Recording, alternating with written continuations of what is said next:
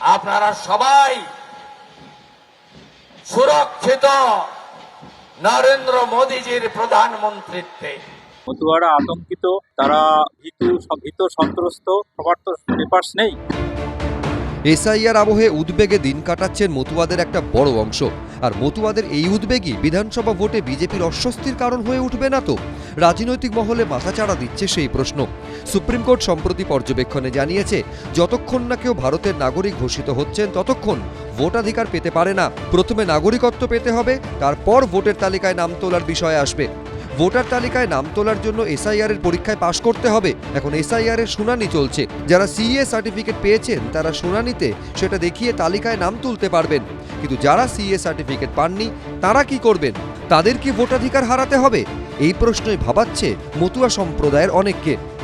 SIR প্রচুর লোকের number যাবে, ম্যাক্সিমাম মতুয়াদের নাম্বার যাবে। এখন তো মতুয়াদের নিয়ে রাজনৈতিক খেলা আরম্ভ হয়েছে, তত শেষ হওয়া উচিত। আমাদের ক্ষতি তো যা করছে কেন্দ্রীয় সরকারই করেছে। কেন্দ্রীয় সরকার না করলে আমাদের নিঃশর্ত যে নাগরিকত্ব দেওয়ার কথা ছিল সেটা তো হচ্ছে না। এই আবহে মতুয়াদের উদ্বেগ বাড়িয়েছে খোদ শান্তনু ঠাকুরের এই মন্তব্য। 50 লাখ রোহিঙ্গা মুসলমান, বাংলাদেশি মুসলমান, পাকিস্তানি মুসলমান যদি বাদ যায়, তার মধ্যে 1 লাখ যদি আমাদের সমাজের মানুষকে একটু স্টপ থাকতে হয়, ভোট দেওয়ার জন্য বিরতি থাকতে হয়, তাহলে কোনটা লাভ?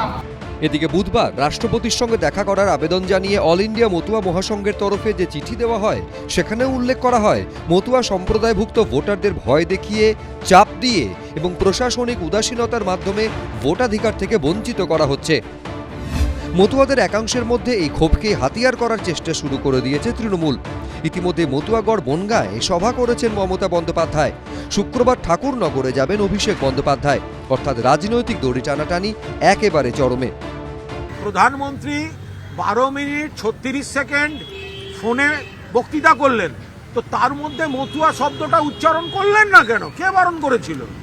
অমিত শাহ প্রেস কনফারেন্স করলেন, একবারও বললেন না কেন সেটা? ইলেকশন কমিশন রোজ ব্রিফিং করে, কেন বলছে না? এটা তো আমরা চাইছি। বিজেপি মতুয়াদের বিপদে ফেলেছে। আমরা বলছি ইলেকশন কমিশন ঘোষণা করুক যে তৃণমূলের দাবি মেনে মতুয়াদের বৈধ নাগরিক হিসেবে ঘোষণা করা হয়েছে। মতুয়াদেরকে তৃণমূল কংগ্রেস এবং কিছু মানুষ বিভ্রান্ত করার চেষ্টা, প্রথমেই বিভ্রান্ত করেছে। মুখ্যমন্ত্রী সভা থেকে বলেছিল আপনারা কেউ সিএ তে অ্যাপ্লাই করবেন না।